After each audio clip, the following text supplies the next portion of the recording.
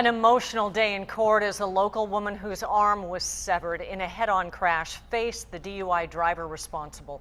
New at 5 o'clock, 10 News reporter Steve Fiorina is live. And Steve, she gave a gripping account of this life-shattering moment.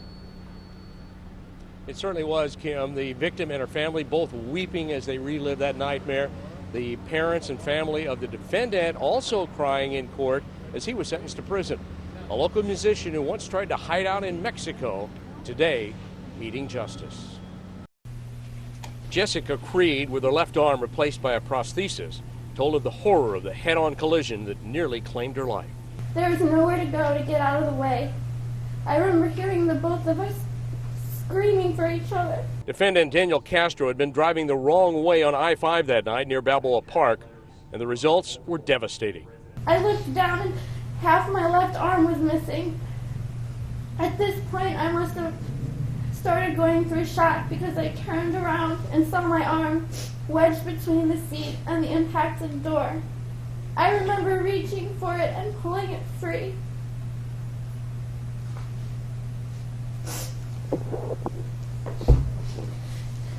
I placed it in my lap and I tried to stop my own bleeding. She's still traumatized, but alive.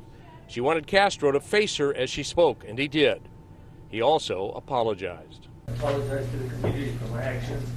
I apologize to Ms. Creed and her family for what I've done. I take full responsibility. I'm absolutely horrified about the consequences of my actions. Judge Timothy Wall sentenced Castro to 9 years, 8 months, the maximum allowed, saying he'd give more if he could. Mr. Castro lacks character, he lacks courage, he lacks self-discipline, he's not honest, and he's not remorseful. After court, Jessica Creed said she was satisfied with the sentence. Castro did one thing right. He took a guilty plea to save the victim from a trial. Now, the judge lauded him for that, but also said sometimes you do the right thing and get nothing back. Castro got the maximum. Live downtown, Steve Fiorina, 10 News.